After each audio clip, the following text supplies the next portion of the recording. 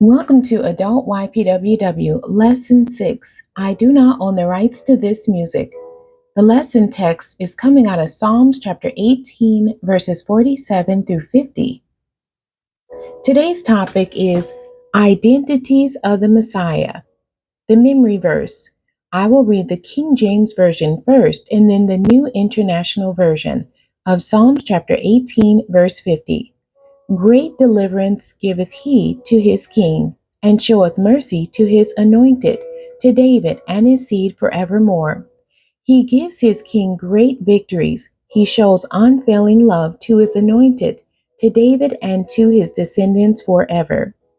As we have seen, portions of the Hebrew Bible are concerned with the future. They look forward to the time in which Yahweh was going to intervene in history and reestablish his sovereignty. God's new reign was going to be characterized by the complete salvation of his people. All of the Lord's enemies were going to be destroyed, and God's people were going to be in a position to completely know and experience their Creator. This belief is the cornerstone of Old Testament prophecies about the final age. Also, ancient Israelite expectations about the coming age laid the basis for the belief in a person who was to be the instrument of this salvation. But who was the eschatological deliverer?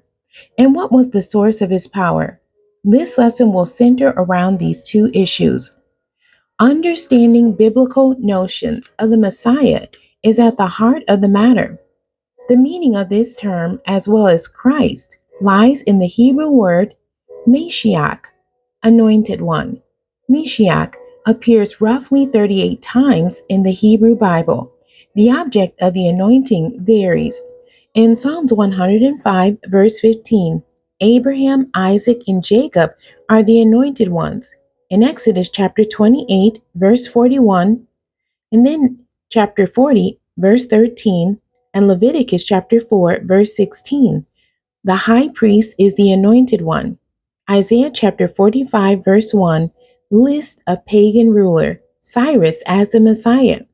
1 Samuel, 1 Samuel chapter 24, verse 7, and 1 Samuel chapter 26, verse 11, and Psalms chapter 2, verse 2, Psalms 18, Psalms 18, verse 51, and then Psalms 89, verse 39, and Psalms 132, verse 10, refer to the Israelite monarch as the anointed one.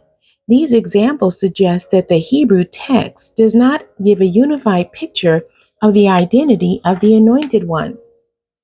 The ambiguity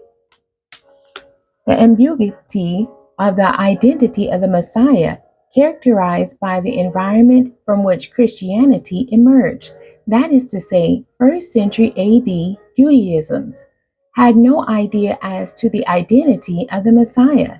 To them, the question was, would the Messiah be a son of Aaron or David, or would the anointed one be some other worldly personality who would appear at the end of time to bring in the golden age spoken about in the scriptures?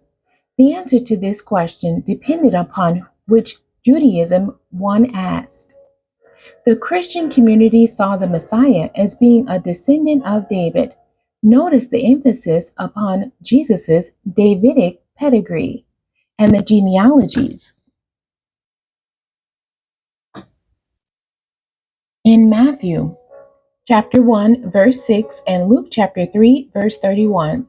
Thus, the title Jesus the Christ, acknowledging that Jesus is the Christ, the anointed one, means that we do not have to be bound by sickness. He is anointed to heal. We do not have to be plagued by uncertainty. He is a wonderful counselor. We do not have to let problems run us crazy. He is the Prince of Peace. We can live victorious in this life. The questions for today's lesson. Number 1, define messianic. Number 2, which personalities were possible messiahs in Judaism? Number 3, about 1st century Christians. From whom did the Messiah descend? Number 4, What are the benefits of acknowledging Jesus as the Christ? And number 5, does sickness always mean a lack of faith? The end. God bless you and thank you for joining me today.